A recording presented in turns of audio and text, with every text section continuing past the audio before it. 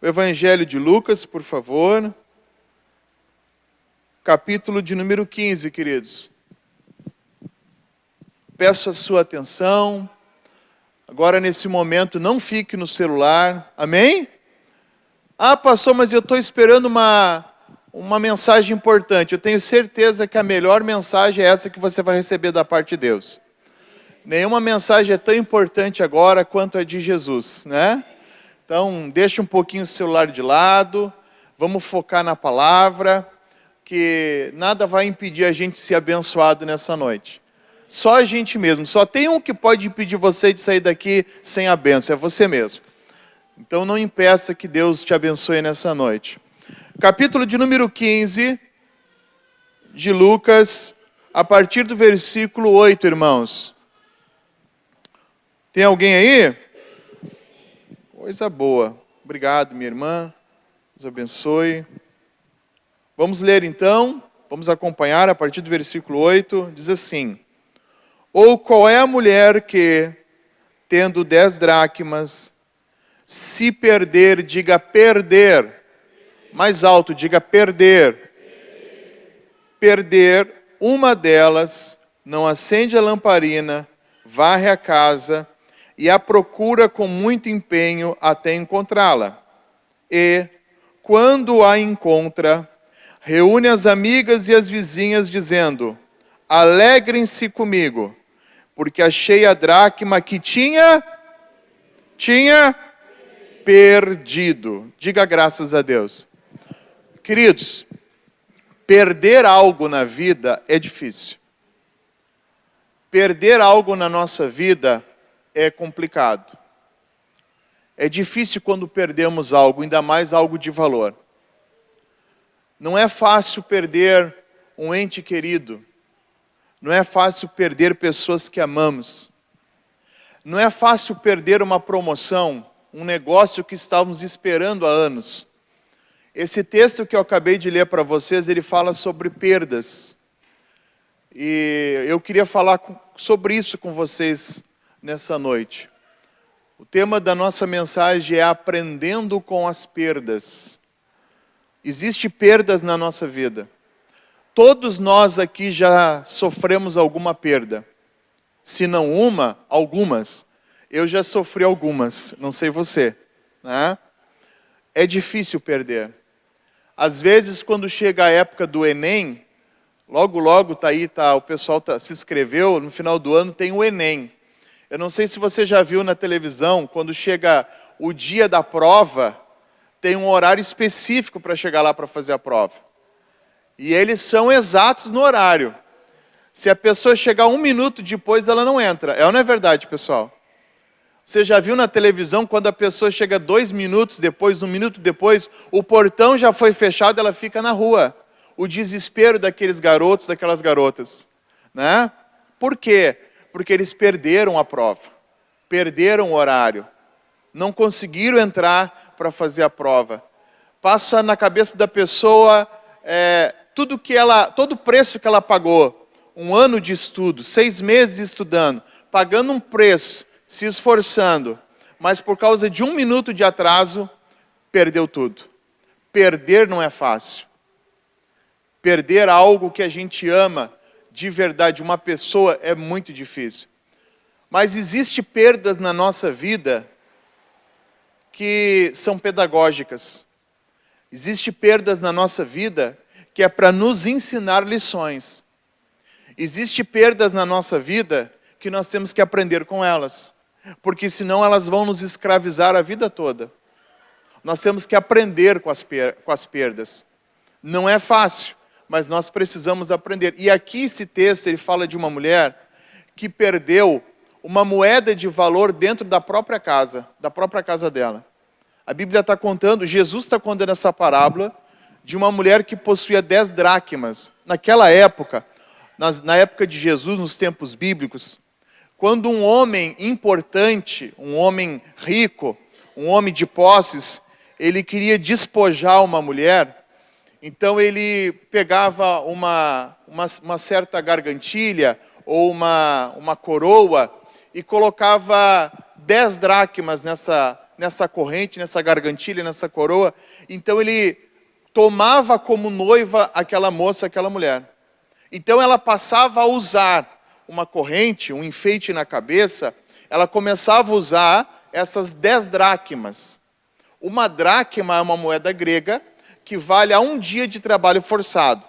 10 dracmas representa 10 dias de trabalho forçado. Só que o simbolismo está no número 10. Porque 10 na Bíblia representa a plenitude, a totalidade de Deus. Então, quando ele dava para uma moça, para uma mulher, um enfeite, um adereço, para ela usar com 10 dracmas, ela estava comprometida com aquela pessoa. Então, ninguém podia mais convidar ela para ser noiva de ninguém. Todo mundo que olhava ela usando aquele enfeite, ela estava comprometida. Hoje a gente usa uma aliança, né? Uma aliança de noivado. Quando você arruma uma moça lá, você logo já coloca uma aliança e diz, é minha, você não está comprometida comigo. Naquela época, as mulheres elas usavam enfeites, né, adereços. E essa mulher aqui, diz a Bíblia, que ela perdeu dentro de casa uma dessas 10 dracmas. A partir daquele momento, meu irmão, foi difícil para ela. Por quê? Porque se ela aparecesse na rua apenas com 9 moedas, ela já não estava mais comprometida. Seria uma demonstração de falta de fidelidade, de cuidado, de preocupação, de interesse para com o noivo. Então ela entrou em desespero. E detalhe, ela perdeu dentro da própria casa. É o que o texto diz. Uma mulher perdeu uma das dracmas dentro de casa. Isso nos faz lembrar que nós estamos perdendo tantas coisas de valor dentro da nossa própria casa. Os valores estão sendo perdidos, irmãos, dentro de casa. Quantas pessoas que perderam dentro de casa o respeito pelo seu cônjuge, respeito pela esposa, respeito pelo marido, respeito pelo pai, pela mãe, pelos filhos, dentro de casa. Vivemos numa sociedade onde os valores estão se perdendo. E não é fácil, irmãos. Quando duas pessoas que fizeram uma aliança diante do altar, que vão ser felizes, que vão passar pela luta, pelos problemas, pela saúde, pela doença, e de uma hora para outra o amor se perde, o amor se esfria, e aí pensa-se em separação, e às vezes até uma separação. Perdeu-se dentro de casa. É difícil perder. É difícil perder. É muito difícil. Mas nós temos que aprender alguma coisa com as perdas. E eu repito, as perdas são pedagógicas. Muitas perdas podem nos ensinar algumas coisas. E essa mulher aqui, ela aprendeu algumas lições. Quando ela perdeu uma das dracmas, ela não simplesmente colocou 9 e disse, tá bom, eu perdi uma, o que é uma, né? Se eu tenho 9. Não, ela sabia o simbolismo, a importância de ter as 10 na vida dela. Ela não pegou e colocou aquele adereço, aquele enfeite e saiu para a rua só com 9. Ela sabia que ela precisava estar bem e ela precisava do completo, não do incompleto. Deus não quer que a gente seja incompleto, irmãos. Deus quer que a gente seja completo. Deus quer que a gente se esforce para ser o melhor marido, a melhor esposa, o melhor pai, o melhor filho. Não perfeitos, mas fazer o nosso melhor. Ter a consciência tranquila de que estamos fazendo o melhor, que estamos sendo completos, que estamos sendo o melhor que podemos ser. Quando ela perdeu, ela aprendeu algumas lições com aquela perda, que nós temos que aprender também. Vamos ver aqui? Versículo 8. E qual é a mulher... Pode deixar, obrigado, pode deixar aqui no telão, se você não trouxe Bíblia, pode acompanhar. Ou qual é a mulher que tendo 10 dracmas, e essa mulher representa todos nós, tá? Toda a igreja.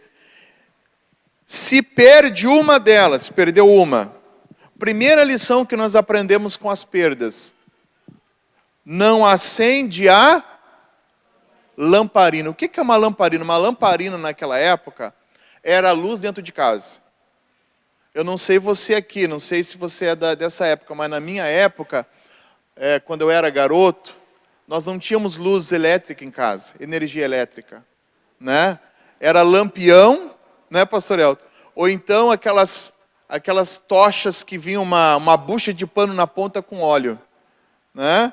Eu não sei como é que é o nome aqui que se dá aqui, mas alguém é dessa época? Não. Tem alguns aí sobreviventes, né? Então, em casa, quando escurecia, o pai fazia uma bucha de pano e colocava óleo e acendia. Aquele negócio largava uma fumaça, não é verdade? Um cheiro horrível, mas era a luz que nós tínhamos naquela época, né? E era o que clareava a casa. Hoje não, hoje a gente vai num interruptor e liga a luz. Coisa boa, né? A Bíblia diz que quando ela perdeu a dracma, ela acendeu a luz. Diga, acendeu a luz. Primeira coisa que as perdas nos ensinam. A perda nos ensina que nós não enxergávamos que faltava luz na nossa vida.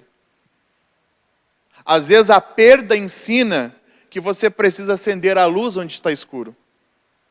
Foi só quando ela perdeu que ela acendeu a luz. Só quando ela perdeu que ela disse, eu não vou encontrar, eu estou no escuro. Porque antes dela perder, ela e o escuro estavam convivendo bem. E esse é um problema. Quando a gente às vezes está dentro da igreja, a gente convive bem com o escuro, com a escuridão. Diga, Deus me livre. Até ela perder, ela estava convivendo super bem com o escuro. Porque quando a gente está no escuro e a gente conhece o ambiente da nossa casa, a gente vai tateando, né? Quem é que já faltou luz em casa e foi tateando? Eu sei onde é que está o sofá, eu sei onde é que está a mesa, eu sei onde é que está...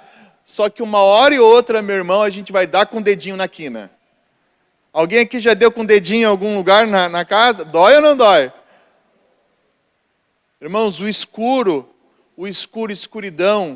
não é momento de se fazer nada. Nem Deus trabalhou no escuro. Aleluia.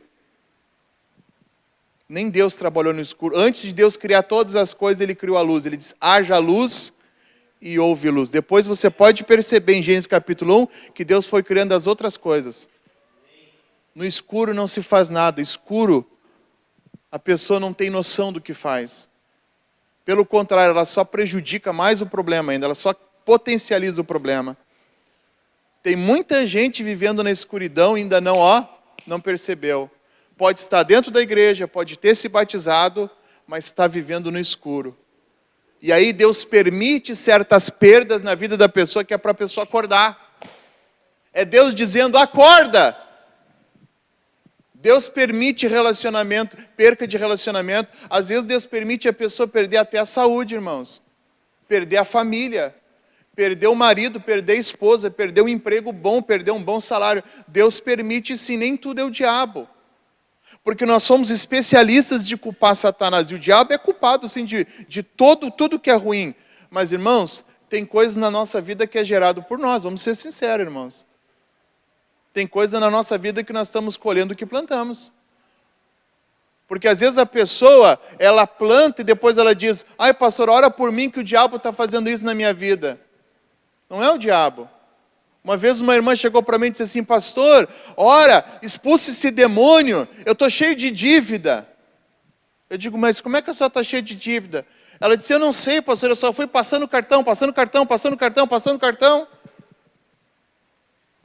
Aí eu disse, é o diabo que passou o cartão? Foi a senhora?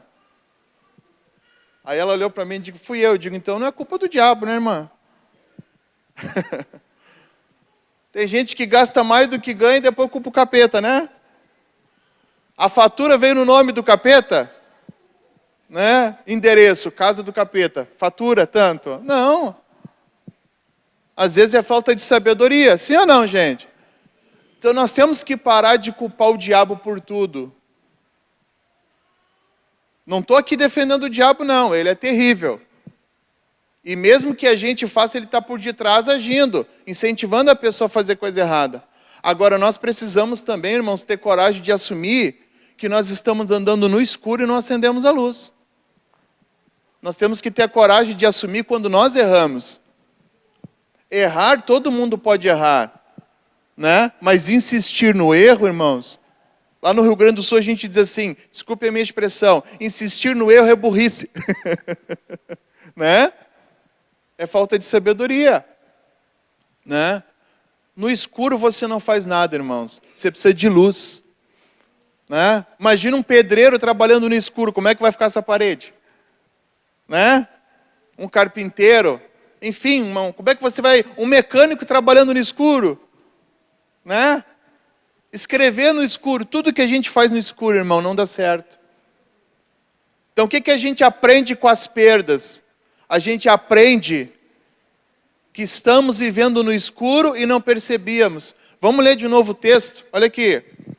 Versículo 8. E qual é a mulher que tendo 10 dracmas, se perder uma delas, não acende a lamparina? Por que ela não acendeu antes de perder? Por que ela não disse, espera aí, antes de eu perder eu vou acender a luz? Porque ela e a escuridão estavam, né? Ela se acostumou com a escuridão. E isso é um problema. Quando a pessoa se acostuma com o que é errado. Se acostuma com aquilo que não agrada a Deus. Se acostuma com a escuridão na sua vida. A pessoa acha que está tudo bem. E só quando perde é que a pessoa vai dar valor. Você não viu que tem gente que só dá valor quando perde? Eu era feliz e não sabia. Né? Lá no Rio Grande do Sul, numa cidade chamada Rio Grande, eu era pastor lá, uma irmã, uma senhora, ela foi no salão de cabeleireiro, ela se produziu, ela se arrumou, ela se enfeitou, ficou bem bonita, ficou 6 horas no salão, se arrumando, se aprontando, e quando ela chegou em casa, o marido estava no sofá, assistindo futebol, assistindo um jogo, vidrado, e ela chegou e disse, amor, o que tu achou do meu cabelo? O que tu achou das minhas unhas? O que tu achou do meu penteado? E ele nada. E ela, amor, presta atenção em mim. O que você achou? E ele, incomodado com aquilo, olhou para ela e disse assim, ficou bom, ficou igual um demônio. Sério, o que eu estou falando para você é sério. É verídico. Ele falou isso para ela. Você falar para a esposa, tá bom, tá igual um demônio. A mulher ficou 6 horas se arrumando e recebe uma dessa. Sabe o que ela fez, irmãos? Aquela palavra entrou no coração dela, magoou ela de tal maneira que ela foi lá, arrumou as malas dela e foi embora de casa. Acabou o casamento. Ela disse para mim, pastor, eu não volto mais, eu não quero mais. Estou muito magoada. Ele me procurou depois. Ele disse, pastor, o que eu faço? Eu disse, querido, agora é só orar. Pede perdão. Ele disse, pastor, eu tinha um tesouro em casa e não sabia. Como me arrependo. As palavras que eu falei, pastor. Se arrependimento matasse. Pastor, eu quero essa mulher de volta. Ela é minha companheira, ela é tudo para mim, é minha vida. Eu não vivo sem ela. Eu digo, querido, tinha que ter pensado nisso, a gente chama ela de demônio, né? Tem gente que só dá valor quando perde. Pensa numa coisa que se você pudesse voltar atrás, você não perderia, você faria diferente. Querido, não deixe para dar valor depois de perder as coisas. Valorize agora. Depois que as pessoas partirem, não adianta você ir lá e levar flor, levar rosa. Leva agora. A gente tem um costume tão feio que a pessoa morre, a gente vai levar presente. Não leva nada, é melhor não levar nada. A pessoa está morta, nem vai ver. Não leva flor, não leva rosa, não leva nada. Leva agora. Dá presente para o teu pai e para a tua mãe agora. Dá presente para a tua esposa, para o teu marido agora. Para teus filhos, teus amigos. Amém? Depois que morrer, irmão, já era. Dá uma olhadinha para essa pessoa do lado, dá um sorriso para ela. Diga assim para ela, me dá presente agora.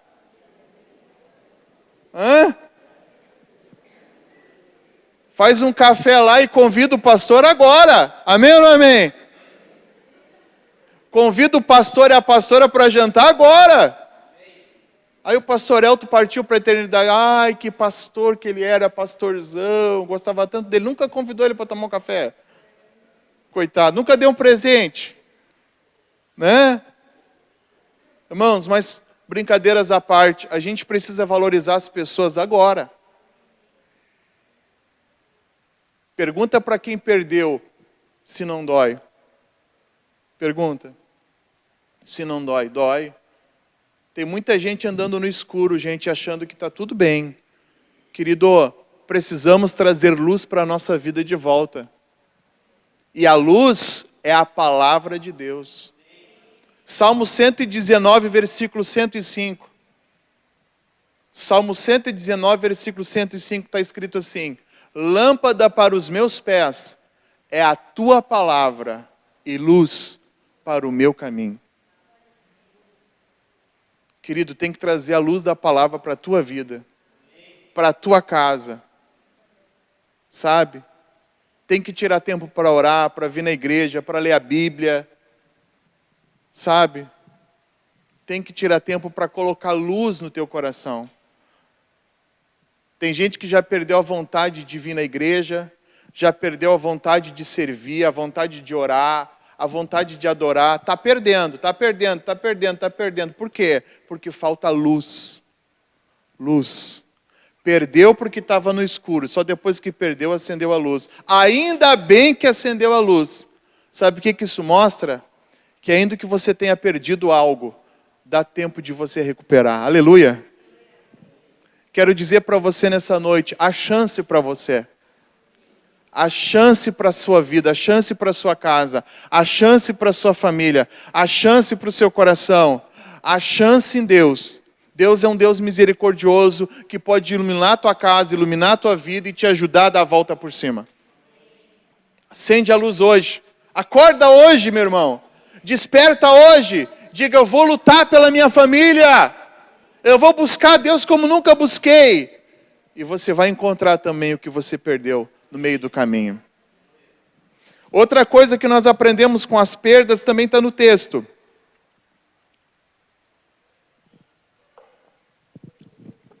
Qual mulher que tendo 10 dracmas, se perder uma delas, não acende a lamparina, vírgula, e varre a casa. Diga, varrer a casa. Alguém varre casa limpa? A gente varre a casa por quê? Está sujo. Uma outra coisa que ela não enxergava no escuro e que só depois que ela perdeu o valor, ela percebeu. Porque à medida que a gente põe a luz, aparece tudo que no escuro não aparecia, sim ou não? Aparece. Quanto mais luz, mais a gente vai enxergar os nossos defeitos. Quanto mais perto você chegar de Deus, mais você vai reconhecer que precisa dele. Quanto mais a gente ora, mais vem na igreja, mais Deus vai mostrar as nossas imperfeições. Para quê? Para a gente melhorar, gente. Tem pessoas, às vezes, que elas ficam bravas com o pastor, ou com o discipulador, ou com quem está pregando. A pessoa diz assim, eu vou nessa igreja, parece que só me dão nos dedos. Que bom! Isso é Deus sendo misericordioso com você e te mostrando aonde você precisa varrer. Varrer a casa. A casa é o nosso coração. Gente, a nossa casa é como o nosso coração espiritual. Nós somos templos do Espírito Santo. Amém ou não amém? Você acha que o Espírito Santo vai habitar numa casa toda desarrumada, suja, em desordem? Não vai. O Espírito Santo é santo. Ele só vai encher a nossa vida, habitar lá dentro, se a gente arrumar a casa, organizar a casa, limpar a casa. Se você comprar um imóvel, você já não vai entrar para dentro, você vai olhar, limpar a janela, limpar chão, limpar fogão, limpar tudo, para depois entrar para dentro. Ninguém gosta de morar na sujeira. Sim ou não, pessoal? Assim é o nosso coração. Nós não podemos deixar o nosso coração sujo. E às vezes as perdas nos ensinam que tem que limpar o coração. Por que eu perdi isso? Por que isso não deu certo? Por que eu perdi? Porque às vezes tem uma mágoa no coração, sabe? Está carregando uma sujeira no coração que não deveria. Está carregando coisas do passado. Quem está me entendendo aqui? Hoje de manhã eu falei de um pastor que eu conheço, que ele estava, um homem muito usado por Deus em milagres, e ele estava na igreja dele orando, e Deus estava curando muitas pessoas. E aquele dia Deus estava levantando pessoas da cadeira de roda. E ele orou e uma pessoa levantou da cadeira de roda, orou e outra pessoa levantou da cadeira de roda. E quando ele chegou num rapaz assim que estava na cadeira de rodas, Deus falou ao coração dele e disse assim, E ele orou pelo rapaz, o rapaz não levantou da cadeira de rodas. E ele orou de novo, o rapaz não levantou da cadeira de rodas. E ali ele insistiu e o cara não levantava da cadeira de rodas. Aí ele parou e disse, Deus, eu estou debaixo dessa unção, está todo mundo levantando essa cadeira de roda e esse não. O que está acontecendo? Me mostra, Senhor. E Deus disse para ele assim, fala para ele que enquanto ele não perdoar a pessoa que colocou ele na cadeira de rodas, ele não vai sair daí. E aí o pastor disse para ele assim, olha, Deus me falou para dizer para te perdoar a pessoa que te colocou nessa cadeira de rodas. Ele levou um tiro de uma pessoa, pegou esse tiro na coluna e colocou ele na cadeira de rodas. E ele ficou com ódio, raiva no coração. E ele dizia assim, Deus, o dia que eu levantar dessa cadeira de rodas, eu vou matar aquele homem. É isso que ele dizia para Deus. E ele dentro da igreja, mas com ódio no coração. E o pastor disse para ele, Deus mandou te dizer que se você perdoar a pessoa que te colocou na cadeira de rodas, ele te levanta hoje, que nem levantou aquelas pessoas. E ele olhou para o pastor e disse, eu fico na cadeira de rodas, mas não perdoo. E ele ficou na cadeira de rodas até o fim da vida dele, porque não quis perdoar. Preferiu guardar sujeira no coração. Mateus capítulo 5, versículo 8. Mateus capítulo 5, versículo 8. Bem-aventurados os limpos de coração, porque eles verão a Deus. Felizes os limpos de coração, porque eles verão a Deus. Querido, você guardar mágoa, ódio no teu coração, é como você tomar veneno esperando que a outra pessoa morra. É você que está morrendo aos poucos. Diga, Deus me livre. Perdoe. Libere perdão. Vai fazer bem para você, Deus vai te abençoar. Tem milagres na sua vida que só vão vir depois que você perdoar. Tem bênçãos retidas que você nunca vai alcançar, porque você está guardando coisas no coração que não deveria. Coisas do passado. Aí a pessoa diz assim, pastor, faz 15 anos que aquela pessoa fez isso para mim. Faz 15 anos que isso te atormenta, pô. Eu nem lembro o que eu comi ontem, e você lembra que faz 15 anos que aquela pessoa te feriu? Olha como teu coração ainda está magoado. Você precisa perdoar, irmão. Perdoe. Ah, pastor, mas eu não sinto de perdoar. E quem disse que liberar perdão tem a ver com sentimento, irmão? Você não tem que sentir, você tem que obedecer o que Jesus falou. Não é questão de sentimento. Ninguém sente de perdoar. Você perdoa por obediência à palavra. Senhor, a tua palavra manda eu perdoar, então eu libero o perdão. Eu libero o perdão para essa pessoa que fez isso comigo. Acabou. Querido, você vai ver como vai ser muito bom para você. Se você ficar esperando sentir para perdoar, você nunca vai sentir. A Bíblia diz que o justo viverá da fé, não pelo que sente. Nós temos uma mania de tudo nós queremos sentir. Ah, eu não sinto de me batizar, eu não sinto de dar o dízimo, eu não sinto de orar, eu não sinto de ir na igreja. Irmão, fé não é sentimento, fé é obediência ao que Deus diz. Fé não tem a ver com sentimento. Podemos sentir a presença de Deus porque Ele está nos tocando, mas nós não fazemos porque sentimos, fazemos porque cremos. Quando estamos num ambiente como esse, sentimos o agir de Deus. A gente se alegra, a gente chora, a gente se emociona, a gente sente força, a gente sente coragem, mas isso é o mover e a ação de Deus no nosso meio. Agora, as nossas ações não podem ser por emoção, tem que ser por fé.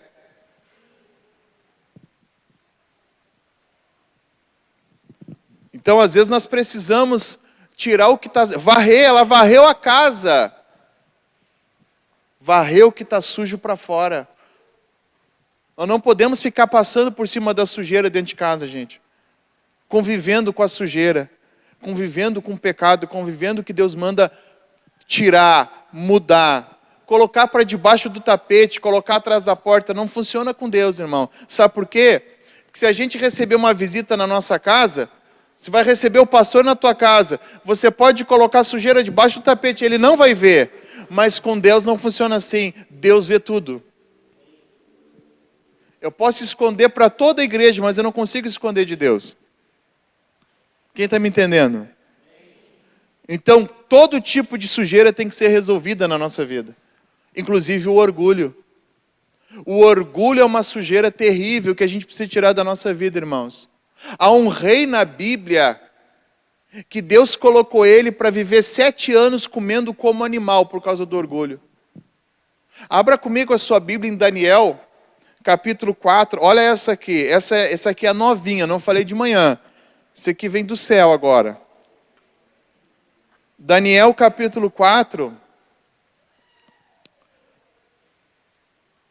O jovem Daniel, lá na Babilônia, interpretou o sonho do rei Nabucodonosor, rei da Babilônia.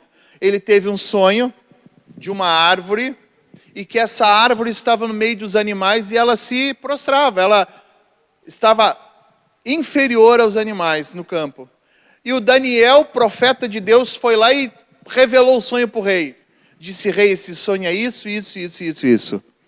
Porque esse rei Nabucodonosor, irmãos, o coração dele era sujo, ele era orgulhoso, ele andava assim, ó, no palácio dele e dizia: todo esse reino aí, ó, é meu. Eu sou o cara. Esse reino é por minha causa. E Deus olhou para o coração dele e achou o coração dele muito orgulhoso. E Deus tratou com ele. E ele perdeu o reinado. As perdas são pedagógicas, elas nos ensinam. E aqui nós temos um retrato disso. No capítulo 4, versículo de número 24. Quem está comigo? Esta interpretação, ó rei, este é o decreto do Altíssimo é Deus, que virá contra meu senhor, o rei. O senhor será expulso do meio das pessoas, a sua morada será com os animais selvagens, o senhor comerá capim como os bois, e será molhado pelo orvalho do céu, e passará 7 tempos. 7 tempos, a interpretação é 7 anos, até que o Senhor, o rei, reconheça o Altíssimo, que tem domínio sobre os reinos e muitos, e os reinos do mundo, e dá tudo a quem quer. Olha o 26. Quanto ao que foi dito, que deixaste o toco da árvore com as suas raízes, isso significa, olha a revelação, que o seu reino se voltará a ser seu. Olha isso aqui, gente. Depois que o Senhor tiver reconhecido que o céu domina. Aleluia! Sabe o que Daniel disse para ele? Rei, Deus vai te tirar do trono por causa do teu orgulho. Tu vai viver como os animais 7 anos. Só depois que tu reconhecer que quem domina é o céu, tu vai voltar a ser rei de novo. Porque ele dizia: não, eu que domino. Ele não reconhecia que ele estava naquela posição por causa de Deus. Irmãos, é Deus quem coloca, é Deus quem tira. Aí o que aconteceu? Versículo 28. Tudo isso de fato aconteceu com o rei Nabucodonosor. Passados 12 meses, quando estava passeando no terraço do palácio real, na cidade da Babilônia, o rei disse, olha o orgulho no coração dele: não é esta a grande Babilônia que eu construí para a casa real, com o meu grandioso poder e para a glória da minha majestade? Irmão, quando ele disse para a glória da minha majestade, Deus olhou lá do céu e disse: quê? Quem tu está pensando que é? Porque, irmãos, eu vou dizer uma coisa para você. Glória só pertence a um. O Senhor Deus disse assim: meu é o louvor, minha é a glória, e eu não dou a homem nenhum, a nenhum outro eu dou. Queridos, a alegria é nossa, mas a glória é de Deus. Quando alguém chega e diz assim para o pastor Elton: poxa, pastor Elton, o senhor é uma bênção.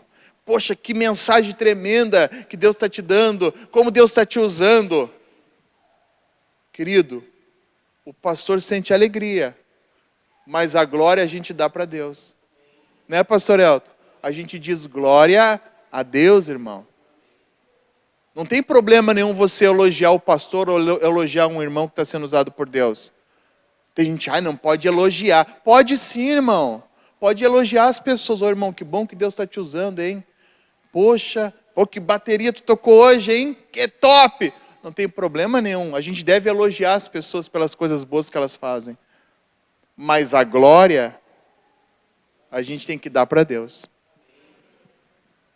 Eu sempre digo, quando as pessoas me dizem algo bom, eu digo, glória a Deus. A alegria é minha, mas a glória é de Deus. E o rei da Babilônia disse, a glória da minha majestade. Olha que reino! Ele andando no palácio de cabeça erguida, aquele nariz assim empinado. Porque tem gente assim ou não tem, meu irmão? Tem gente, como diz lá na minha terra, tem o rei na barriga, né? Tem gente, né, pastor Elton, que quando chegou na igreja, chegou humilde. Agora está assim, ó. Nem a paz do Senhor dá mais. Melhorou um pouquinho, meu Deus. Começou a ganhar um pouquinho melhor, já muda, irmãos. Quem é humilde, por mais que ganhe um caminhão de dinheiro, não muda. Continua o mesmo. Não esquece de onde Deus lhe tirou. Então estava o rei lá, peito estufado, e disse, a glória da minha majestade. Mas ele havia recebido uma palavra do profeta Daniel. E aconteceu. Olha aqui, acompanha comigo. Versículo de número 30. O rei disse, não é essa grande Babilônia que eu construí para a casa real com meu grandioso poder e para a glória da minha majestade? 31. Enquanto o rei ainda falava, Deus ouve, viu, irmão? Cuidado com o que você fala, Deus ouve. Né? Deus ouve até pensamento. Enquanto ele falava, veio uma voz do céu, próprio Deus, que disse, a você, ó rei Nabucodonosor, se anuncia o seguinte, este reino lhe foi tirado, você será expulso do meio das pessoas, a sua morada será com os animais selvagens, você comerá capim como os bois, passarão 7 tempos até que você reconheça que o Altíssimo tem domínio sobre os reinos do mundo e os dá a quem quer. No mesmo instante se cumpriu a palavra sobre Nabucodonosor. Ele foi expulso do meio das pessoas, começou a comer capim com os bois, o seu corpo foi molhado pelo orvalho do céu, até que lhe cresceram os cabelos como as penas da águia e as suas unhas como garras de aves. Olha como é que esse cara ficou, gente. Um rei, o rei mais poderoso da época. Deus tirou ele do palácio do trono e botou ele a viver como animais. Cresceu unha, cresceu pelo, comia de 4 que nem um animal junto dos... Imagina os seus servos, os seus empregados olhando, olha lá o rei, que vergonha, comendo que nem um animal. Por quê? Porque não deu glória a Deus. É muito importante você aprender isso aqui, dê glória a Deus por tudo. Aí tem gente que diz assim, ai, que povo que fica dando glória a Deus por tudo. Nós somos assim mesmo, irmão. Nós somos crente dá glória a Deus por tudo. A Bíblia diz que o rei Herodes morreu comido de bicho porque não deu glória a Deus. Então eu sou crente, eu dou glória a Deus mesmo. Glória a Deus. Crente dá glória a Deus. Versículo 34. Mas ao fim daqueles dias... Aí agora, olha o testemunho do próprio Nabucodonosor. Mas ao fim daqueles dias, eu, Nabucodonosor, levantei os olhos ao céu. Uau, até que enfim. Sabe? Ele não olhava para Deus, irmãos. Agora ele olhou. E recuperei o entendimento. Viveu como um animal, até o entendimento ele perdeu. Então eu bendisse o Altíssimo e o louvei e o glorifiquei, aquele que vive para sempre. Aleluia. Lá no campo, no meio dos animais, comendo só pasto, ele recuperou o entendimento, levantou os olhos ao céu e disse, Deus, eu reconheço o Senhor. Eu não sou ninguém. É o Senhor que me colocou como rei, eu não sou nada. Meu irmão, Deus tem a misericórdia de nós, irmão. Não somos nada, irmão. Né? Ai, sem mim essa igreja... Meu irmão, sem você, sem mim, a igreja vai continuar. É nós que precisamos, irmãos. Coitada da pessoa que se acha a última bolachinha do pacote. Geralmente a última bolachinha é quebrada e esfarelada. Né? Aí, ó, continuando. O seu domínio é eterno e o seu reino se estende de geração em geração. 35. Todos os moradores da terra são considerados como nada, e o Altíssimo fez o que quer com o exército do céu e com os moradores da terra. Não há quem possa deter a sua mão, nem questionar o que ele faz. 36. Nesse tempo, recuperei o entendimento, e para a dignidade do meu reino, olha como mudou. Antes ele estava cheio de orgulho, né? Para a minha majestade, para a minha glória, para mim.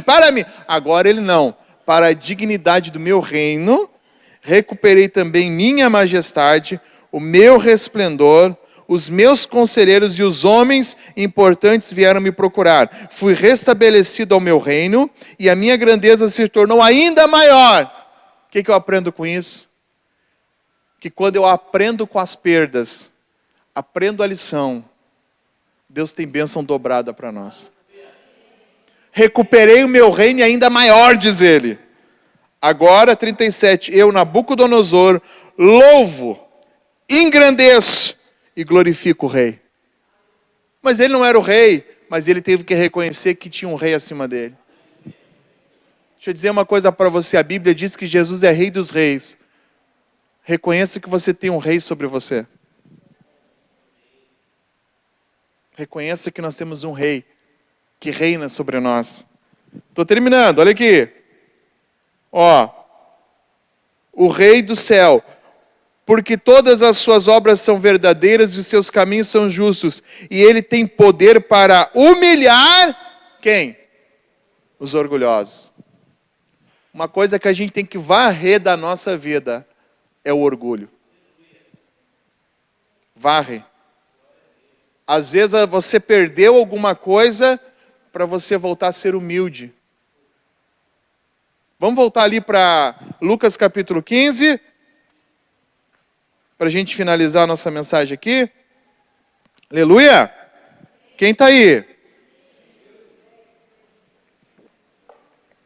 Aprendendo com as perdas. Lucas 15, versículo 8. Acende a lamparina, varre a casa, e o que mais ela faz? O que eu aprendo com as perdas? Número 3. Primeiro, eu aprendo que eu estava no escuro e não sabia. Número 2, eu aprendo que a casa estava suja e eu não enxergava. Número 3, eu aprendo que eu preciso voltar a me esforçar, como eu fazia antes. Olha aqui, E a procura com muito empenho até encontrá-la. Essa palavra empenho é a mesma palavra empregada para esforço. Depois dela acender a luz, varrer a casa, ela colocou esforço, empenho, para achar o que ela havia perdido. Se você perdeu alguma coisa na sua vida, se esforce, se empenhe. Agora é a hora de você pegar firme na igreja. Agora é a hora de você pegar firme no jejum. Agora é a hora de você pegar firme na palavra. Agora é a hora de você mergulhar na Bíblia. Pastor, eu estou perdendo algumas coisas na minha vida. É a hora de você mergulhar em Deus. Se empenhe, se esforce. Você quer entrar no céu? Quem quer entrar no céu aqui? Levanta a mão. É uma pergunta óbvia, mas eu quero ver. Quem quer entrar no céu aqui? Levanta a mão. Ninguém vai entrar no céu sem esforço. Olha aqui, capítulo 16 de Lucas, versículo 16. 16. Lucas 16. A lei e os profetas duram até João, desde esse tempo, e o evangelho do reino de Deus vem sendo anunciado. E todos se esforçam para entrar nele. Todos se esforçam para entrar nele. Desde João Batista até agora, entra no reino de Deus quem se esforça. Olha para essa pessoa linda do seu lado aí e diga, se esforce mais. Se esforce. Agora deixa eu perguntar uma coisa, você não precisa responder para mim, responde para você.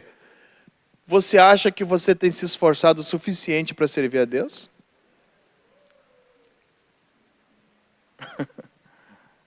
Você acha que o que você está fazendo já é suficiente? Porque a nossa consciência diz se estamos fazendo ou não. Eu acho que Leandro, preciso fazer mais. Eu sei que Deus está falando comigo que eu tenho que fazer mais, irmão. Não posso ser hipócrita aqui. Eu tenho que fazer mais. Preciso fazer mais. Então, às vezes a gente perde para aprender que a gente não está se esforçando como deveria. E por último, para terminar, aqui no capítulo 15, versículo 8, no 9 diz assim: e quando ela encontra, reúne as amigas e as vizinhas dizendo: alegrem-se comigo, porque achei a dracma que tinha perdido. Ela achou a dracma que tinha perdido. Quando você, agora é uma dica, é um conselho, uma observação. Quando você tiver alguma vitória na sua vida, alegre-se. Mas não se alegre sozinho. Divida essa alegria com outros. Né? Quando ela achou que ela havia perdido, quando ela aprendeu a lição, ela disse: eu preciso dividir essa alegria com as minhas vizinhas. Querido, não divida só problema com as pessoas, divida suas alegrias também. Quando você tiver um problema, pode procurar o pastor Elton, a pastora Marli, eles vão estar aqui para te ajudar. Mas quando você tiver vitórias, vem contar para eles também. Vem contar testemunho também, irmão. Porque às vezes o problema a gente corre para eles. E quando tem vitória, eles nem ficam sabendo. Quando você conquistar algo, vem contar para a gente. Vem dividir as alegrias com a gente, amém? Vamos aplaudir a Jesus, pessoal?